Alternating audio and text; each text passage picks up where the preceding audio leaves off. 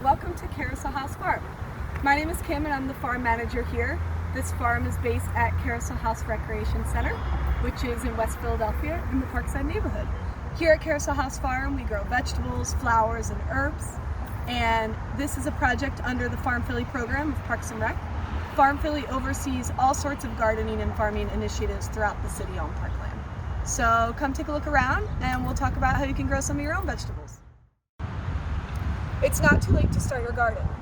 Some different vegetables and herbs that you can grow and start right now are tomatoes, eggplants, peppers, cucumbers, summer squash, watermelon.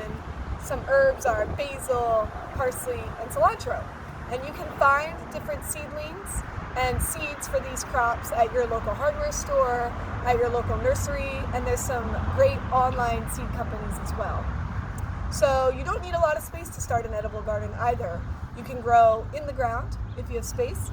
You can also grow in a raised bed like we have here. Or you can grow in containers of all different sizes, so you don't need a whole lot of space to have your own edible garden. One thing that's important to note is if you do want to grow in the ground, you should definitely get your soil tested for lead or other contaminants. Some of the different plants that you can start from seed this time of year are basil, parsley, cilantro. You can do watermelon, cucumbers, summer squash, zucchini. You can even do some flowers like sunflowers and zinnias if you want to have a flower garden. And what I'm going to seed today are beets, which you can also do. You can start any of these crops that I just mentioned in your containers, or if you're working in raised beds or in the ground like here at Carousel House Farm, you can think about how you want to lay out your garden. So different plants will require a different amount of spacing, and the seed packet will generally help you figure that out. It's also fun. You can learn and experiment and see what works best for your space. So here you can see we have these long rows, which just works best for our large production, but that doesn't necessarily have to be how you choose to do it. Today I'm planting beets. So I read the seed packet, and the beets need to be planted a ½ inch deep and about one seed every 4 inches. So I'm taking out the seeds from the packet. Beets have pretty cool looking seeds. And what I'm going to do next is make little sections for my seeds to go in. And you can do this a couple different ways too. It doesn't have one right way. Because I grow in rows, I'm going to do kind of a line like this, about a ½ inch deep. And then I'm just going to take the seeds and I'm going to kind of sprinkle them in. And it doesn't have to be perfect.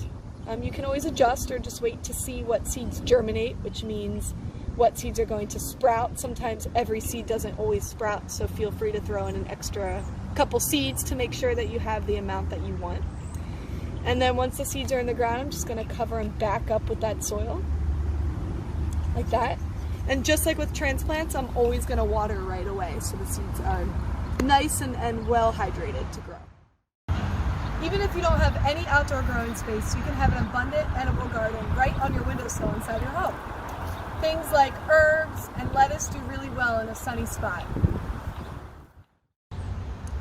Now you have all the information you need to start your garden this time of year. One thing to keep in mind is to keep a close watch on your plants as they grow. They might have pest or disease issues come along, and so if you spot something that doesn't look quite right, you can always use the internet to look up and see what your problem might be. And then usually there's a lot of great solutions that you can find online, and a lot of those solutions you might already have the materials right at home to take care of it. One pest that you'll most definitely encounter are squirrels. They love to eat all our delicious vegetables.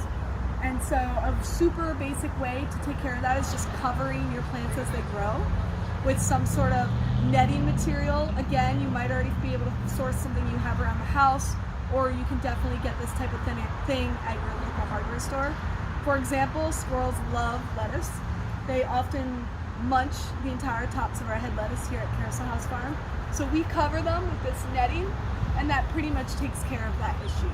So you want to just keep an eye on your plants as they grow. They might need an extra bit of care along the way. And again, always keeping things really well watered, especially as the summer heats up.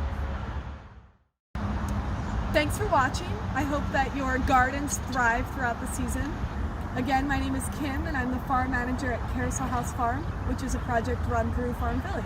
Happy growing!